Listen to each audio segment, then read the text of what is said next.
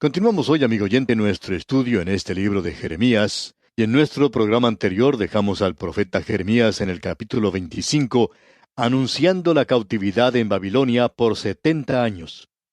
Ahora, en esta ocasión, Nabucodonosor ya había llevado a algunos de ellos a la cautividad, y aquellos que permanecieron bajo el rey Sedequías estaban pagando tributo. Eso ocurrió en realidad bajo Joacim, Joaquín y Sedequías. Y estos reyes eran todos iguales. Después de Josías y comenzando con Joacás, Joacim, Joaquín y Sedequías, todos estos reyes eran muy similares el uno al otro. Después de Josías, todos estos reyes eran malos. Ahora el profeta Jeremías ha dicho que Nabucodonosor vendría y finalmente destruiría a Jerusalén y se llevaría a la gente cautiva. Todos ellos irían a la cautividad. Estos 70 años se han mencionado de una forma muy directa por parte de Jeremías, pero eso no concluye esta parte. En los versículos 15 al 17 del capítulo 25 de Jeremías, leemos, Porque así me dijo Jehová, Dios de Israel, toma de mi mano la copa del vino de este furor, y da a beber de él a todas las naciones a las cuales yo te envío. Y beberán y temblarán y enloquecerán a causa de la espada que yo envío entre ellas. Y tomé la copa de la mano de Jehová, y di de beber a todas las naciones a las cuales me envió Jehová. Ahora, comenzando con el versículo 18, él nos da una lista de estas naciones. En primer lugar, por supuesto, tenemos a la ciudad de Jerusalén y a las ciudades de Judá, a los reyes y los príncipes. Y luego se menciona a Faraón, el rey de Egipto, y los reyes de la tierra de Uz, los filisteos, Ascalón. Bueno, leamos lo que dicen los versículos 18 al 22 de este capítulo 25 de Jeremías. A Jerusalén, a las ciudades de Judá y a sus reyes y a sus príncipes, para ponerlos en ruinas, en escarnio y en burla y en maldición como hasta hoy. A Faraón, rey de Egipto, a sus siervos, a sus príncipes y a todo su pueblo, y a toda la mezcla de naciones, a todos los reyes de tierra de Uz, y a todos los reyes de la tierra de Filistea, a Ascalón, a Gaza, a Ecrón y al remanente de Asdod, a Edom, a Moab y a los hijos de Amón, a todos los reyes de Tiro, a todos los reyes de Sidón, a los reyes de las costas que están de ese lado del mar. Es decir, que Él les está diciendo que ellos van a beber de la copa del vino del furor de Dios. Esta es una forma de hablar figurada que era utilizada por varios profetas, y ellos hablaban del pecado del hombre al continuar en rebelión contra Dios, especialmente cuando se relaciona no solo a su propio pueblo, sino también a todas las naciones del mundo. Es como la copa de vino que se está llenando con el furor y la ira, y cuando se llena, entonces el juicio de Dios cae sobre la tierra. Y luego Él les hace beber esa copa de vino que, por supuesto, es el juicio, el castigo de Dios. Bien, todas las naciones en esa zona en particular, y aún más allá, iban a ser juzgadas por Dios porque ellos estaban tan lejos de Dios, y esto nos demuestra que Dios gobierna en las naciones de este mundo. Luego encontramos en el versículo 30 de este capítulo 25 lo siguiente, escuche usted. Tú, pues, profetizarás contra ellos todas estas palabras y les dirás, Jehová rugirá desde lo alto, y desde su morada santa dará su voz. Rugirá fuertemente contra su morada, canción de lagareros cantará contra todos los moradores de la tierra. Este es un juicio que no se limita solamente a Israel. Es decir, que Babilonia llegaría a ser el primer gran poder mundial que dominaría todas las naciones en el entonces mundo civilizado. Lo que se pronuncia aquí es, por supuesto, especialmente sobre la nación de Israel, pero tiene un alcance mucho mayor. En el versículo 33 de este capítulo 25 de Jeremías leemos, Y yacerán los muertos de Jehová en aquel día desde un extremo de la tierra hasta el otro. No se endecharán, ni se recogerán, ni serán enterrados. Como estiércol quedarán sobre la faz de la tierra. Este movimiento de Nabucodonosor es algo realmente tremendo. El rey de Babilonia actúa en todo este mundo civilizado. Bajo su soberanía estuvieron hasta Egipto, Tiro y Sidón, esos grandes poderes, incluyendo también a Judá. Él ya había bajado y tomado una parte de la gente, y Sedequías estaba pagando tributo. Pero ahora estas naciones se quieren unir y quieren oponerse al rey de Babilonia. Y ellos creen que esa es la forma en que se hará, que si ellos pueden hacer eso, entonces todo saldría bien. Y ahora Después de haber dado este mensaje que fue rechazado y el juicio de Dios vino tal como Dios dijo que sucedería, vemos que Jeremías recibe otro mensaje. En el capítulo 26 tenemos algo que ya hemos tenido anteriormente, si usted bien recuerda. Creemos que fue en el capítulo 7 donde se le dijo al profeta que se pusiera al frente de la puerta del templo. Ahora ha tenido lugar un cambio aquí en el capítulo 26. A él se le dice, ponte en el atrio de la casa de Jehová. Y este es un mensaje que él ya ha presentado en la época de Joaquín. Se repite ahora cuando Sedequías es rey. Y estos mensajes aquí están relacionados al reino de Sedequías. Todo esto, por supuesto, hasta el capítulo 30, es en realidad un solo mensaje. Es la palabra final de Dios a esta gente antes de la cautividad. El profeta tiene que pararse allí mientras esta gente esté entrando al templo. Pensamos que muchos de nosotros podríamos haber visto esta muestra externa de adoración y prosperidad que tenía lugar en esa tierra en esa época. Nadie parecía estar quejándose. Parecería como si Dios estuviera actuando de una forma petulante con esta gente. Pero ellos estaban muy lejos de Dios en realidad, y había un pecado inmenso en esa tierra. Ahora el profeta tiene que clamar contra esto y decirle a esta gente lo que leemos aquí en el versículo 3 del capítulo 26. Escuche usted. Quizá oigan y se vuelvan cada uno de su mal camino, y me arrepentiré yo del mal que pienso hacerles por la maldad de sus obras. Y cuando Dios se arrepiente no quiere decir que Él ha cambiado su forma de pensar. Quiere decir que la gente ha cambiado, y entonces Dios no va a juzgar, sino que Él va a bendecir. Parecería que Dios ha cambiado su forma de pensar, pero Dios siempre castiga el pecado. Él siempre perdona al pecador que se acerca a Él. Eso nunca cambia. Pero cuando un pecador que está bajo el juicio de Dios se vuelve a Dios y es bendecido y es salvo, entonces parecería como que Dios ha cambiado su forma de pensar. Pero en realidad es el pecador quien ha hecho eso. Dios está diciendo que si uno hace eso, entonces Él no le destruirá, Él no le castigará. Y leemos entonces los versículos 4 al 6 de este capítulo 26 de Jeremías.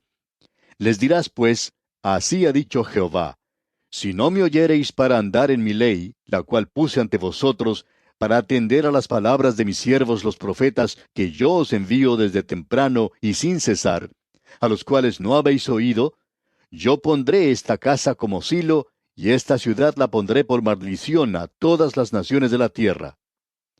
Y Jerusalén ha sido una carga, una maldición para este mundo. Lo es en el día de hoy. Las naciones en el día de hoy se tratan de apoderar de Jerusalén, y parecería que ahora Israel tiene esa ciudad. Dios está diciendo aquí que Él hará de esta ciudad una carga, una maldición para todas las naciones. Y por cierto que Él ha hecho eso. Jerusalén tendría que haber sido una bendición para el mundo, pero ha llegado a ser lo opuesto.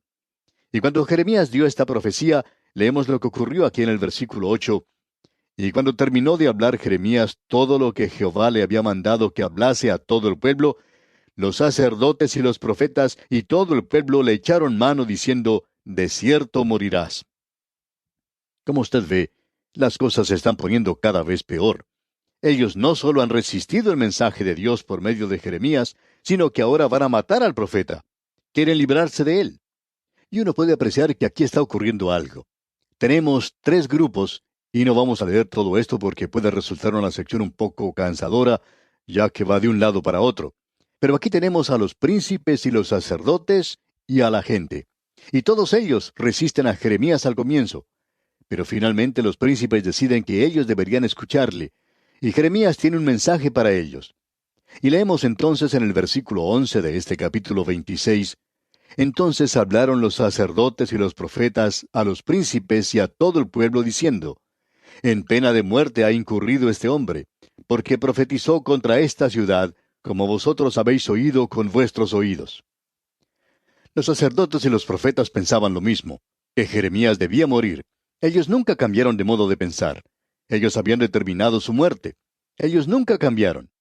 Ahora los príncipes estaban con ellos al principio, pero luego decidieron que era mejor escuchar lo que Jeremías decía. Luego la gente que había estado con los sacerdotes se volvieron al lado de los príncipes. Y esto se torna un poco complicado, como usted bien puede apreciar.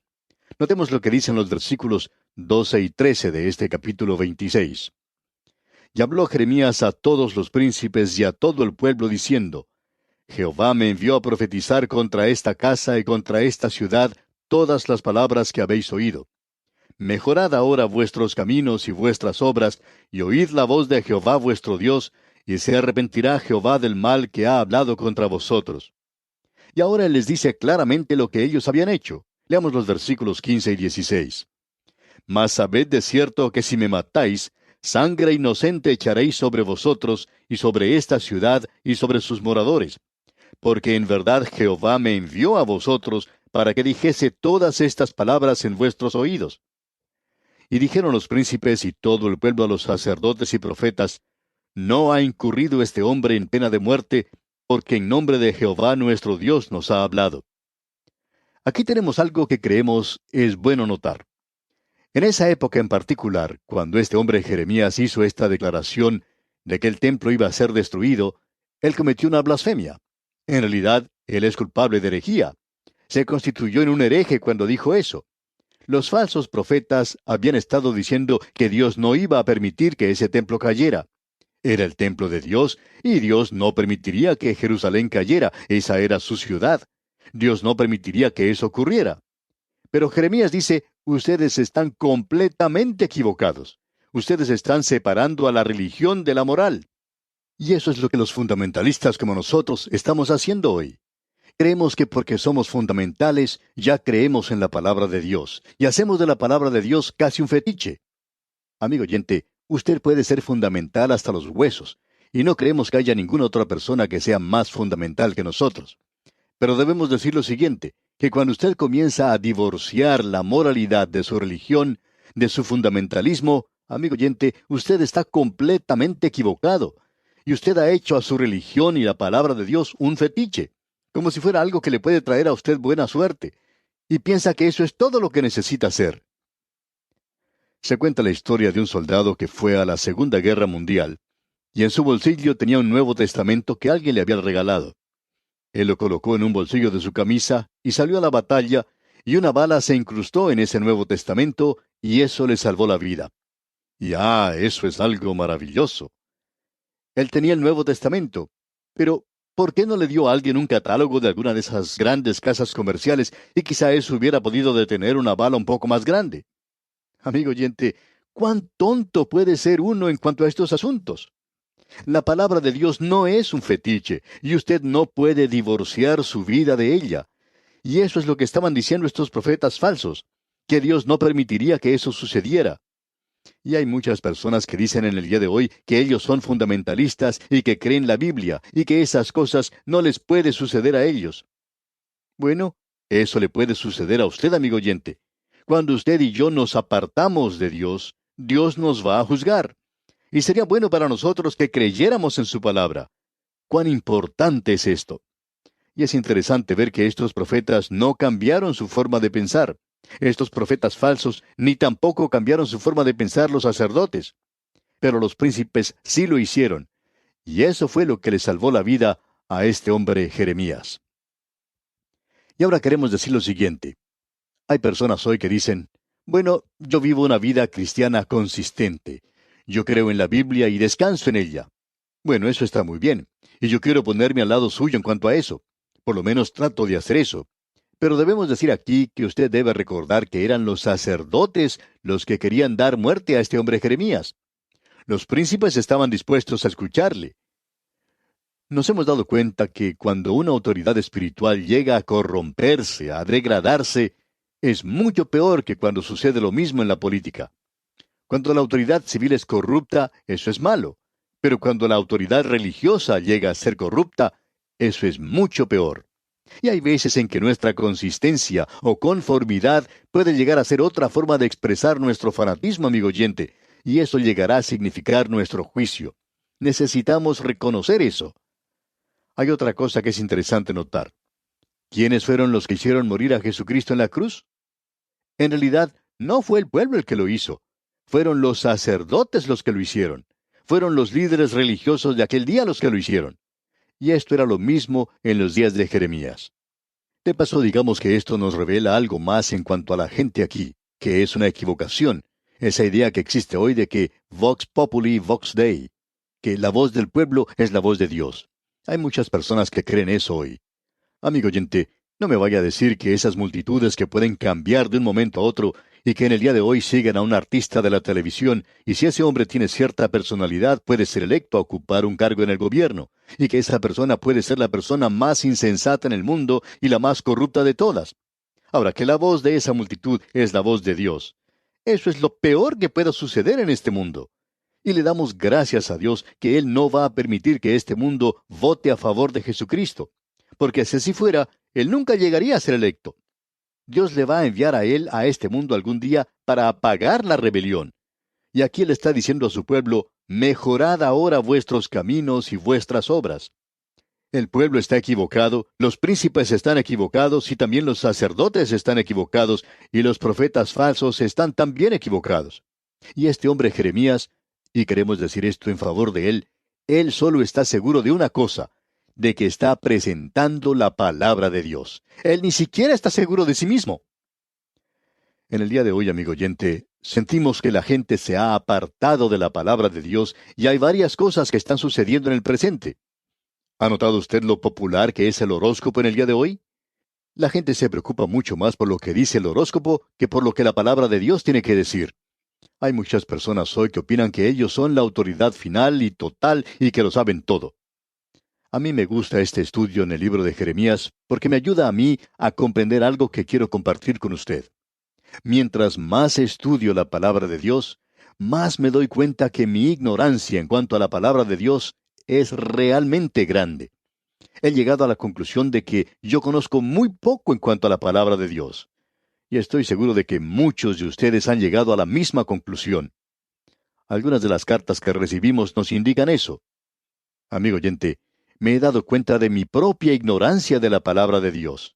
Lo que me molesta a mí en realidad es que hay tantas personas que piensan que ellos la conocen toda y que ellos son quienes tienen la última palabra.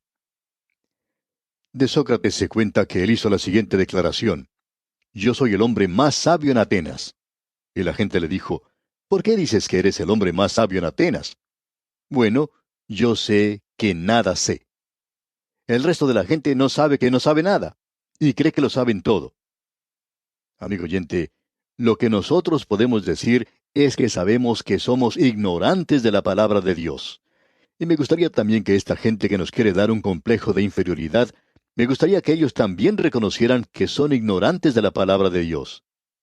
Alguien ha dicho lo siguiente: el que no sabe y no sabe que no sabe es un insensato. Permítame repetir esto: el que no sabe y no sabe que no sabe es un insensato. Apártate de él. Y después sigue: el que no sabe y sabe que no sabe es humilde. Enséñale. Ahora, el que sabe y no sabe que sabe está dormido. Despiértalo. El que sabe y sabe que sabe es sabio. Síguele. Yo acepto la primera parte de esto y no aceptaría lo último porque nosotros no sabemos en realidad. Y esa es la posición en la que Jeremías se encuentra ahora, que él sabe que es la palabra de Dios. Y esta gente, los falsos profetas, están diciendo que nada va a suceder, y él dice que sí va a suceder.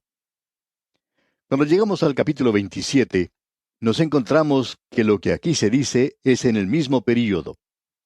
En el principio del reinado de Joacim, hijo de Josías, rey de Judá. Los eruditos están de acuerdo que esto sucedió en realidad no solo entonces, sino que vino con gran fuerza a este hombre Sedequías, quien era el peor de los reyes. Pero todos se encuentran en la misma situación. Este mensaje que se presenta aquí es para todas las naciones, y éstas deben someterse al rey de Babilonia. Este hombre Jeremías ilustró de cierta forma su mensaje. Él puso un yugo de madera sobre su cuello y envió yugos a todos los demás. Ellos debían postrarse ante el rey de Babilonia.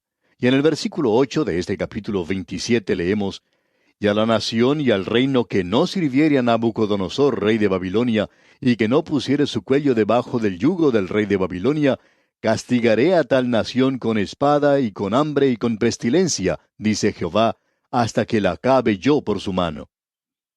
Este es un mensaje claro de que todos ellos deberían someterse al rey de Babilonia. Y cuando ellos hubieran hecho eso, algo que en realidad no hicieron, ellos hubieran llegado a salvar las vidas de miles de personas. Ahora, en el capítulo 28 tenemos la continuación de esta profecía de los yugos. Y aquí tenemos al profeta Ananías profetizando algo falso. Quebranté el yugo del rey de Babilonia. Y luego en el versículo 3 dice, dentro de 2 años haré volver a este lugar todos los utensilios de la casa de Jehová, que Nabucodonosor, rey de Babilonia, tomó de este lugar para llevarlos a Babilonia. Él iba a hacer regresar hasta a Jeconías, el hijo de Joacim. Bien, en la realidad vemos que Jeremías presentó muy claramente que Ananías no era un profeta de Dios, y le dijo a él que era un engañador. Esa es una forma buena de tratar a un profeta falso. Pero fue lo que Jeremías le dijo a él, que él era un mentiroso y que moriría en ese año.